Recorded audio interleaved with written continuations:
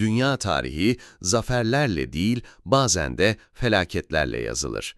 Kimi komutanlar tek bir yanlış kararlarıyla binlerce askerin ölümüne ve ülkelerin çöküşüne yol açtı. Bu videoda tarihin gördüğü en başarısız 9 generali ve onların tarih sahnesini nasıl mahvettiğini anlatıyoruz. 1.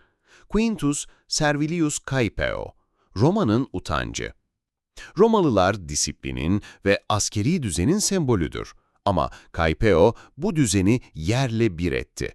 MDÖ 105 yılında Kimbri kabilesine karşı yapılan Arausio Muharebesi'nde kibri ve itaatsizliğiyle 80 bin askeri ölüme sürükledi. Kendisi sağ kurtuldu ama sürgün edildi, vatandaşlığı elinden alındı.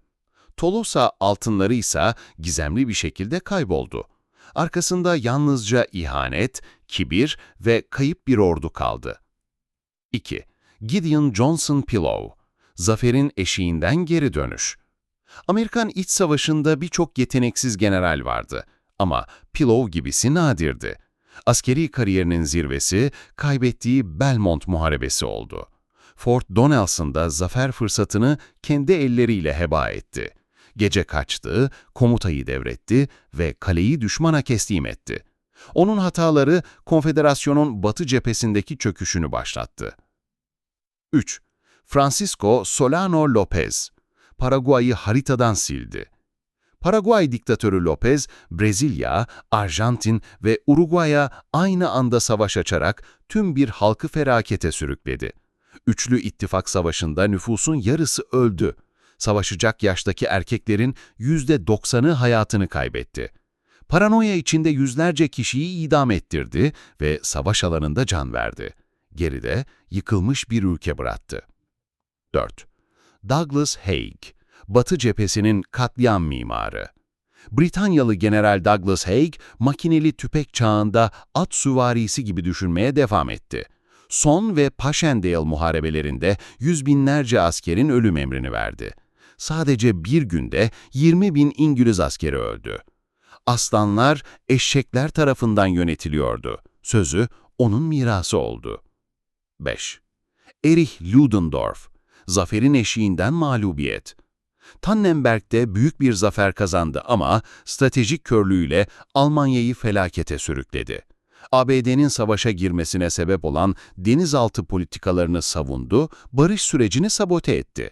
Versay Antlaşması'nı inkar edip sırtımızdan bıçaklandık efsanesini yarattı. Bu efsane Hitler'in yükselişini besleyecek zehri yaydı. 6.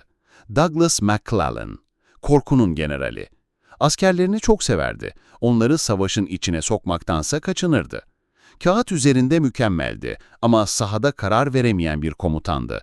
Richmond'un kapısına kadar geldi ama tereddütle geri döndü. Lincoln onu defalarca görevden aldı ama asla değiştiremedi. McClellan savaşmaktan hep korktu. 7. Pierre de Villeneuve, Napolyon'un umudu, denizlerin felaketi. Napolyon'un İngiltere'yi işgal planı onun yüzünden suya düştü. Horatio Nelson'a karşı Trafalgar'da tam bir yenilgi aldı. 20 gemi kaybetti, Nelson tek bir gemi yitirmedi. Esaret, utanç ve Napolyon'un gazabından korkan Villeneuve, savaş sonrası intihar etti. Büyük planlar küçük bir iradeye yenildi. 8. Antonio López de Santa Anna, ihanetin ve yenilginin generali. Alamo'nun galibi, San Jacinto'nun esiri. ABD'ye ajanlık teklif etti, sonra taraf değiştirip yine kaybeden bir adam. Sürgünler, dönüşler, ihanetler. 70 yaşında bile hem ABD'den hem de Fransızlardan medet umdu ama kimse artık onu ciddiye almadı. Geride bıraktığı sadece kırık bir imajdı. 9. William Hull, kurşun atmadan kale teslim eden general. 1812 savaşında Fort Detroit'i bir tek mermi atmadan teslim etti. İngilizler sadece kaleyi değil, topçu bataryalarını, donanmayı ve Michigan'ın çoğunu ele geçirdi. Hull askeri mahkemeye çıkarıldı ve idama mahkum edildi. Amerika tarihinin en vezil teslimlerinden birine imza attı.